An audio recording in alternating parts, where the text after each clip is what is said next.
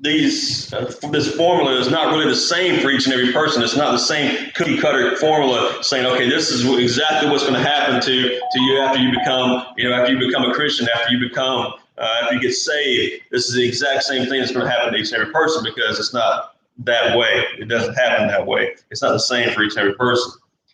So I wanted to go through some scriptures, and there are going to be, a couple of different passages I want to look at tonight, looking at, the characteristics of a season of preparation, because I truly believe that God is preparing, us as individual Christians, and as a church for things to come. He's preparing us for something. And so I believe that we're in a season of preparation. So, I just want to look at some characteristics tonight. How does this apply? How do these things apply to us as individual Christians, as a church, especially in the life of our church, ours, especially. And so I'm going to look at these today. So during a season of preparation, number one, sometimes there's got to be pruning. Sometimes there's going to be a time of pruning and a time of preparation. If you look at John chapter 15, verses 1 and 2, Jesus said, I am the true grapevine, and my Father is the gardener. He cuts off every branch of mine that doesn't produce much fruit, and he prunes the branches that do bear fruit so they will produce even more. So how would we define pruning? The pruning process. How would you define pruning? Trimming off the excess. Trimming off the excess. That's good. That's good.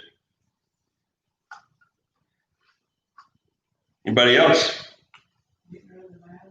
Getting rid of the bad stuff. I define pruning as a painful process of purification and preparation. That's kind of the way I define it. It's sometimes a painful process, isn't it? Sometimes, it's painful. If we're going through that time of pruning where, God is pruning us and, getting us to get rid of the things in our lives that are not helping our Christian walk, or not helping us to walk worthy, or if it's hindering us, or if it's distracting us, or if it's keeping us from doing what we were called to do, he's going to prune that. He's going to prune that back, right? And so sometimes it's a process, a painful process, because sometimes it hurts giving up things that, we've been hanging on to. It hurts, doesn't it? Sometimes.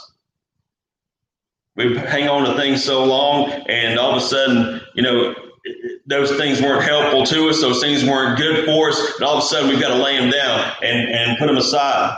And so God is trying to tell us, hey, those things are not helping you grow. And that's all that he is about. He is all about our spiritual growth, getting us to grow to where he wants us to be. And if something is holding us back, he's got to prune that. And sometimes it's a painful thing. If it's something that we have a hard time letting go, like a child, no offense, Kimberly, but sometimes we hang on and we're like, mine, and we don't want to give it back. We don't want to give it up. We don't want to give that to God. So we hang on to it, but sometimes God's got to, spank us to get us to let go of that and to put that down. So pruning is not always fun. It's usually not. It's usually not fun. But the end result is, what we want. The end result is, getting closer to God, getting closer to what he wants us to be, growing closer in spiritual maturity, growing in where he wants us to be. Greater fruitfulness, being able to be used more in his kingdom. As he prunes those things away, those things that were hindering us and holding us back, as he prunes those things away, we'll be able to use more and more as he, prunes those things. So as we submit to God's process of pruning, we come out on the other side a little stronger, a little better, being ready to produce more fruit. So it's important to understand that pruning is not always punishment. But we look at it that way, don't we? We look at it as punishment, but it's not always punishment. Sometimes it's what we call preparation. So a season of pruning. I believe that's some of the things that we're going through in these uncertain, difficult times that we're going through right now. Getting rid of a lot of things that are unnecessary in our lives. Causing us to get back to the basics, get back to the things that are important. And not just important to us, but important to God. And so we've had to prune back a lot of things. And so this needed to happen. This needed to happen for growth. If we wanted to grow more and do more things for God and His kingdom, we had to prune some things back. So a lot of things happened in the lives of individual Christians as well as in the life of the church. How would we apply pruning into our Christian lives? How would we apply that? How do we apply that to our Christian lives? Anybody got any ideas of maybe pruning that would take place in our lives? How God would do that in our lives? Anybody got any ideas? How God does that? Maybe you got like a personal experience.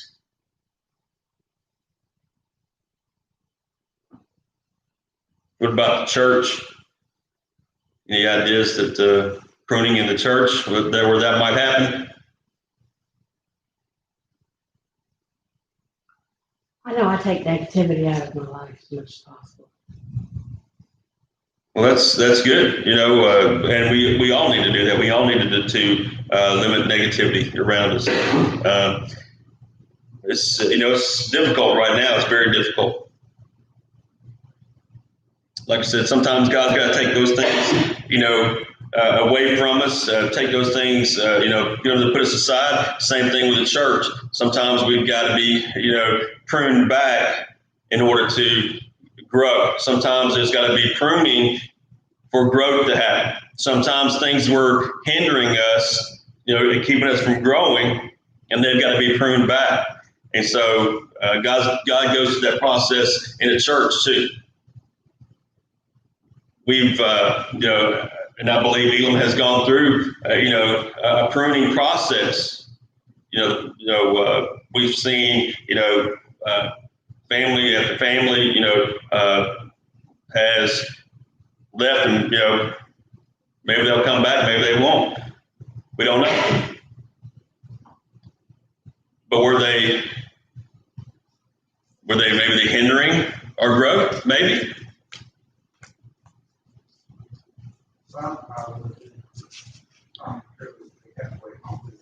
Yeah, we can say that. I think we can say that.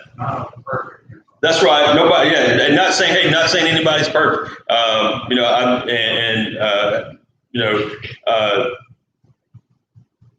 Over the years, a lot of people have come and gone, from Elam, and we would love to see them, come back at one point. But like I said, God, goes through that pruning process for the growth of the church to happen. Second thing is testing. There's also times of testing. We're all going to be tested at times. We're going to be tested for our character, our faith, how strong our faith is. We're tested, all the times, Ronnie, just like you were talking about, the situations you were talking about. We're going to be tested a lot of times. And so we don't know when that time's going to be. It could be, at Burger King. It could be, out and about somewhere. It could be here. We're going to be tested.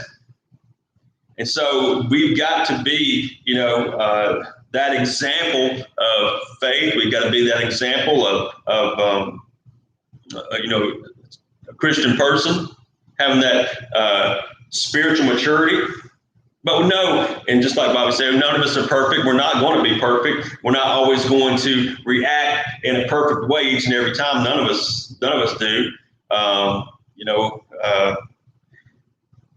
but in relation to being tested, I'd like to make this comment. go ahead. Some of y'all probably know, Rhonda has access to 2 or 3 different places to get free food. And she meets people on the street that she doesn't know, and not supposed to never see again. Yeah. But she offers them, if they look like that they're homeless or something like that, she offers them, you know, various food, let's say.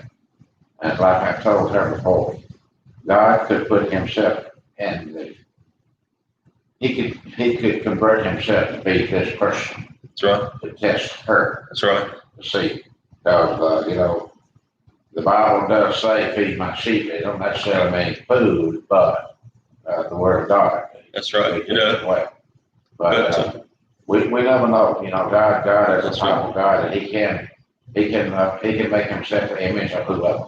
That's right. So life is a test in itself. That's right. It's a test, and you never know who we're going to run into. You never know who it might be. You know, and you know, people need help. You know, we need to. Person she meets may not even have food on the table for the children. That's right. Maybe, you know, starving so much where they're about to give up, you know, and need that one more meal just to, you know, to get them through the day. So no, you don't do that to Just random. Yeah. Say, look at me. I know you don't do that. She doesn't do that for anything. That's right. That's right. Oh, I know. Then that's, you know, that's a good thing. That's a good way to be. Very good way to be. Being tested to see how faithful we're going to be in those circumstances, in those situations when we come up to them, you know, when we get tested.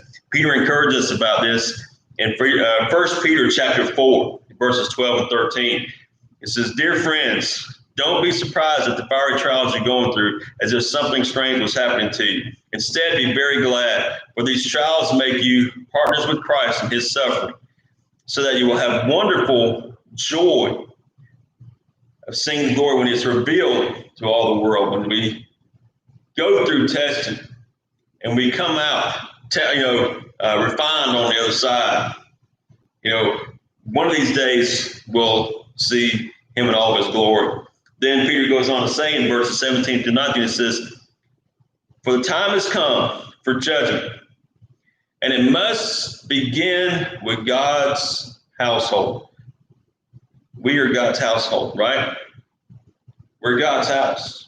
And if judgment is going to begin with God's household, this is what Peter's saying.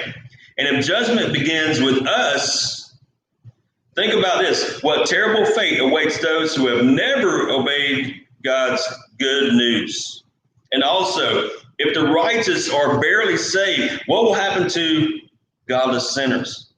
So if you're suffering in a manner that pleases God, keep on doing what is right. Keep on doing what is right. And trust your lives to the God who created you, for he will never fail you. So as God is bringing us through that refining process so that we are refined, so that we get through the other side and we come out on the other side and we come out pure as gold one day. No, we won't be that perfect gold until we get to heaven, right? We won't be that perfect gold and be completely perfect, but we're going to go through this refining, times of refinement as we go through testing, as he gets rid of those impurities, like I said, as he prunes back, chops off and cuts off, the things that don't belong, the things that keep us, hold us back and keep us, distracted, keep us off track, keep us tempted, keep us, from growing. And he refines us. He's bringing us closer to the place where he wants us to be, where he needs us to be, where we'll grow, where we're, be in the place that he needs us to be, and gives us a job to do. He gives each and every one of us a job to do, right? And we can't do it properly if we're not ready. We can't do the job properly if we're not ready. If something is holding us back, if there's something that needs to be pruned and given up, we're not ready. But we have to go through that time of pruning. We have to go through that time of testing to get ready. Number 3, there's also times of waiting. Sometimes we got to wait. I know we're impatient people, aren't we? We hate to wait. We hate to wait. We hate going through those times of waiting because we want our answer. We want it now. We want everything now. We want, we want to be spiritually mature. We want to grow up, in our faith, and we want to do it now. But, God doesn't work like that. He's got to take us through those times of waiting. And I believe that's what, we're all in now. We're all in that time of waiting for, things that, come to fruition. We're more or less stalled right now. Yeah. John the Baptist waited in the wilderness until the day of his manifestation to Israel. He had to wait in the wilderness. He had to go out in the wilderness and wait. He dressed in funny clothes. He wore different stuff. He ate bees and honey, and he ate locusts. And he was out in the wilderness doing all these things, and he had to wait until it was time for him to prepare the way for the Lord. Abraham waited 13 years for his promise. I think that even though that we're not in a literal wilderness, but I think that like I said, we're going through a very difficult season, a very uncertain season. I believe that we're in a season of waiting to see what's going to happen with this coronavirus stuff. What's going to happen with it? What's the future going to look like? As we go forward, as we all get through these things. As we're all going through it, we're in that season of waiting. Has there ever been a time when God made you wait on something that you had been praying for, that you had been wanting so bad? Ever been a time that you had to wait, something that you knew or felt God had called you to do and was leading you to do, but he was having you wait? I know I have personally. Can you recall a time, maybe a time of waiting for the church?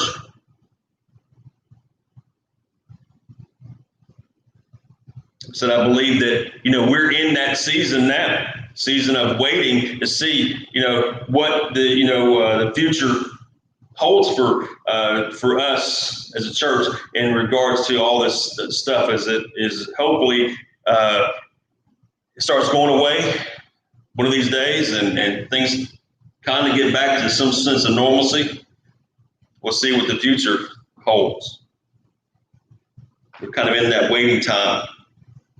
Number 4, there's times when our influence is limited. There's times when our influence is limited. What do I mean by that? During a season of preparation, during these times,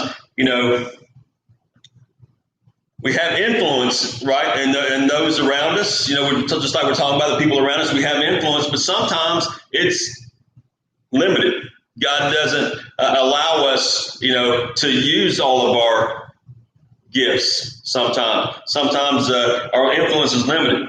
David was called to be king, the most influential person in Israel. The prophet Samuel anointed him, declared that he was going to be, God's choice for king for Israel. Was David immediately put into that position, though? He wasn't, was he? He had to go through these seasons of just like we were talking about. He had to go through that season of pruning back, of waiting, of testing. He had to be tested, and he was tested many times, wasn't he? Did he pass every test? Are we going to pass every test? No. And that's why we're given these examples in the Bible. That's why we're given these examples as encouragement, as hope for us, saying, look, these great people in the Bible who left, their influence, on the world, and so much so that they're in the Bible. They had so much influence that they're in the Bible, but they had to go through the same exact thing that we go through.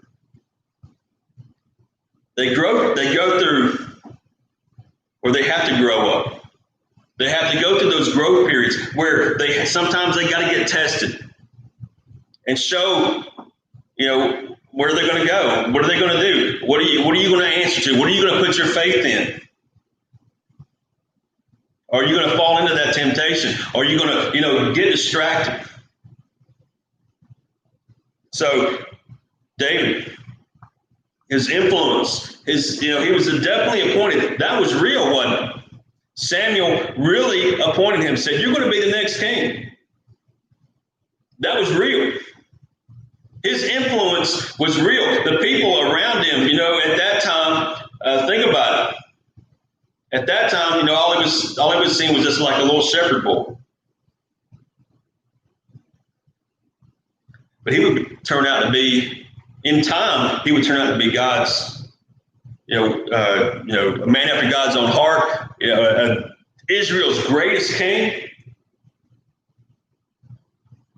So he had a lot of influence, but it was limited at times. He could not do all the things that he was called to do until God caused him and made him to be ready and prepared him. He had to go through that season of preparation. Same thing that he's doing for us, I believe. Going through that season of preparation, getting us prepared for greater things coming in the future.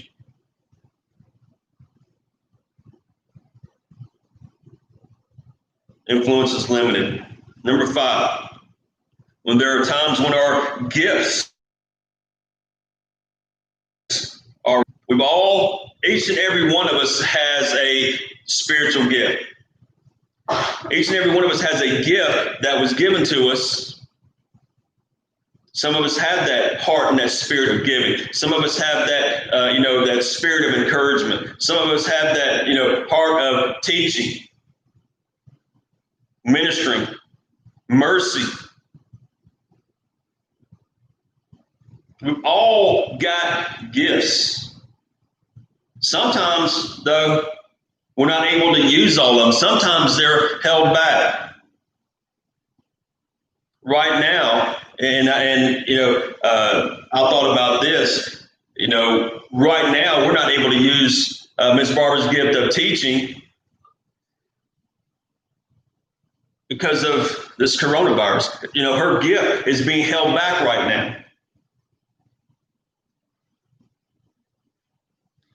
Our gifts, right now, during all this stuff, we've got to be held back from using our gifts right now. Some of the, circumstances around us, our environment, sometimes people around us.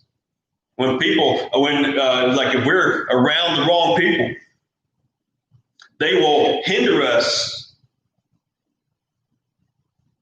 And again, if we're around the wrong people that are keeping us from using our gifts, sometimes that's got to be pruned.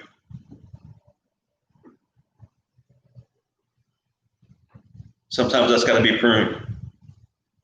And we can go through the whole thing again, when we're not where God wants us to be, or not with who God wants us to be and needs us to be with. He prunes that.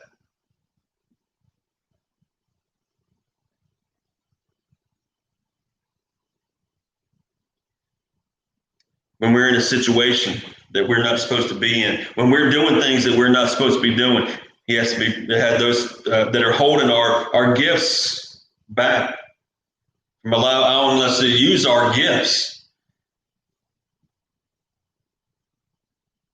Sometimes God's got to prune that. Think about Joseph's gifts. Joseph had a gift of had a gift of interpreting dreams and visions.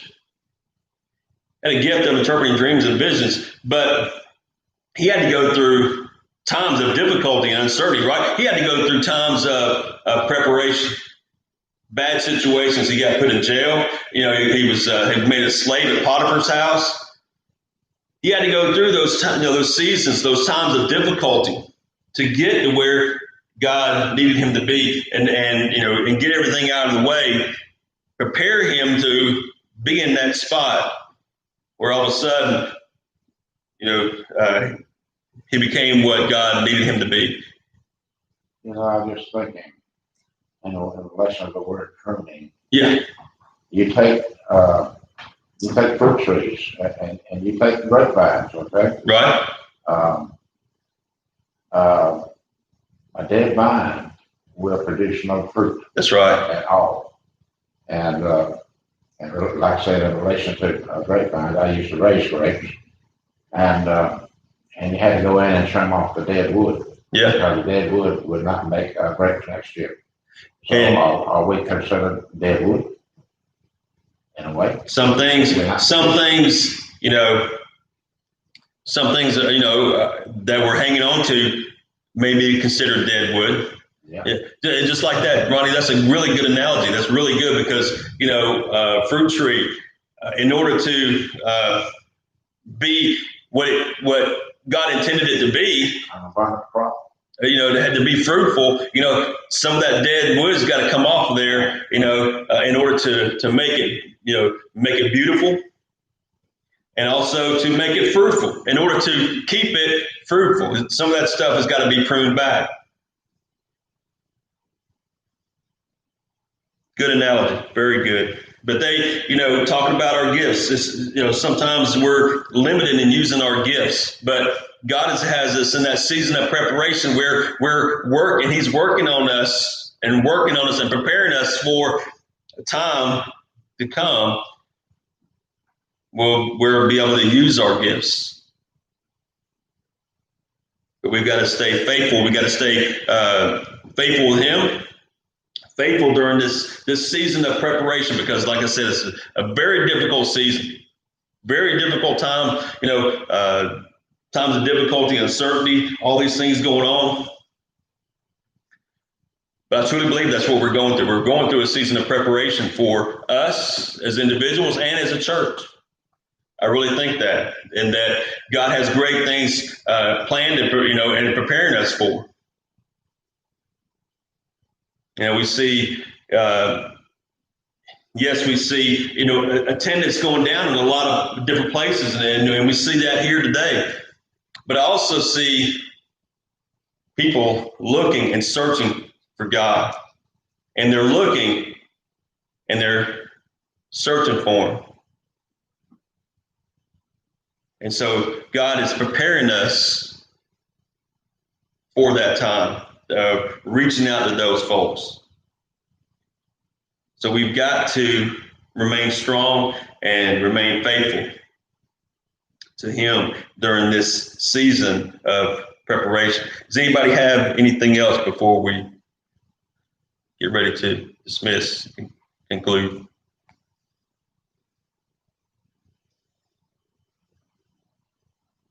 Anybody got anything else?